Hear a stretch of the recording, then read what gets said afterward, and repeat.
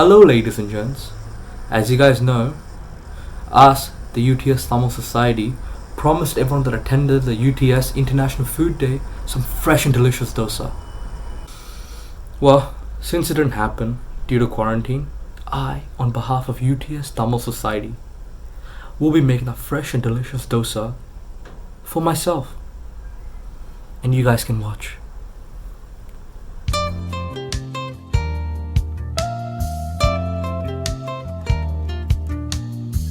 Before we get started, let's use soap and wash our hands. What do we need? The dosa batter, the pan, some sesame oil, the spatula, and based on how big you want the dosa to be, a small spoon, a big spoon, or a massive spoon. It all comes down to personal preference. And finally, for the oil, since I don't want to use tissues, I'm going to use an onion stuck to a knife.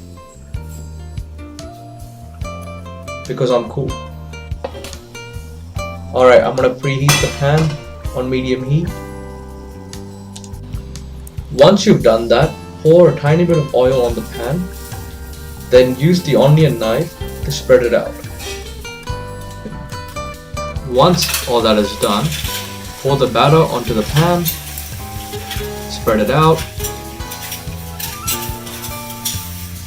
pour a bit of oil on the batter, let it cook for a bit,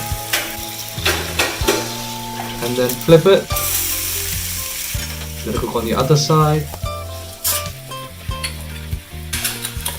flip back around, look at that. Now, time to plate it. There you go guys, that's the dosa finished. I plated it with some chutney, and I'm gonna spend my quarantine eating this. So, bye bye.